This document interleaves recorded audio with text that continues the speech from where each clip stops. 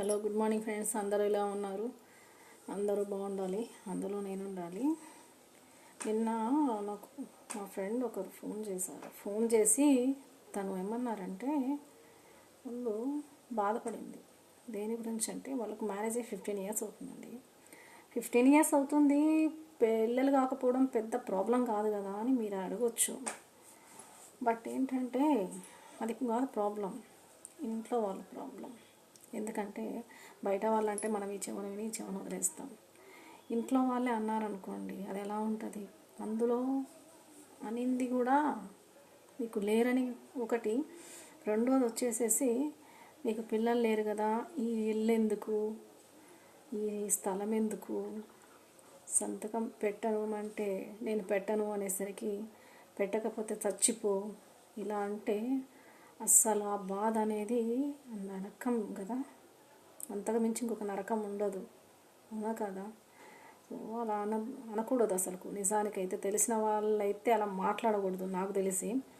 ఇప్పుడు ఏముందని, పిల్లలు కాకపోవడం పెద్ద సమస్య అదేమన్నా? టెక్నాలజీ చాలా పెరిగింది. పిల్లలు కాకపోతే ఎన్నో దారులు ఉన్నాయి. ఎందుకంటే IUI ఇలా చేసుకోవడానికి చాలా ఫెర్టిలిటీ సెంటర్స్ వచ్చాయి. చేసుకుంటే అవుతారు, గట్టిగా ప్రయత్నాలు చేసేసుకుంటే. అలాగని చెప్పి వాళ్ళు పాపం ప్రయత్నాలు చేయకుండా లేరు, చాలా ప్రయత్నాలు చేస్తూ ఉన్నారు. పాపం ఆల్రెడీ 2 times మిస్క్యారీ కూడా అయ్యింది.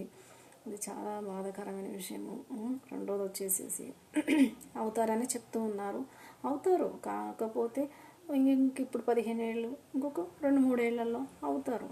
కానీ బయట వాళ్ళు అనేదానికి, ఇంట్లో వాళ్ళు అనేదానికి తేడా ఉంది కదా. అది అక్కడ వచ్చిందండి ప్రాబ్లం వచ్చేసి.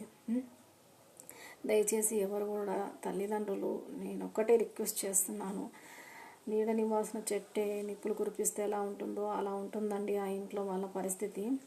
పిల్లలున్న వాళ్ళని ఒకలాగా, పిల్లలు లేని వాళ్ళను ఇంకొకలాగా మాత్రం దయచేసి చూడొద్దు. ఎందుకనంటే ఏమో చెప్పలేం, రేపు పొద్దున కాడికి వీళ్ళే మిమ్మల్ని చూడొచ్చేమో, అవునా కదా? ఇది అర్థం చేసుకోండి. తను బాధపడ్డందుకే నేను ఈ వీడియో మీకు షేర్ చేసుకోవడం జరిగింది ఫ్రెండ్స్. సో ఈ వీడియో మీకు నచ్చినట్టయితే లైక్ చేయండి, షేర్ చేయండి. ఓకేనా ఫ్రెండ్స్? Thank you.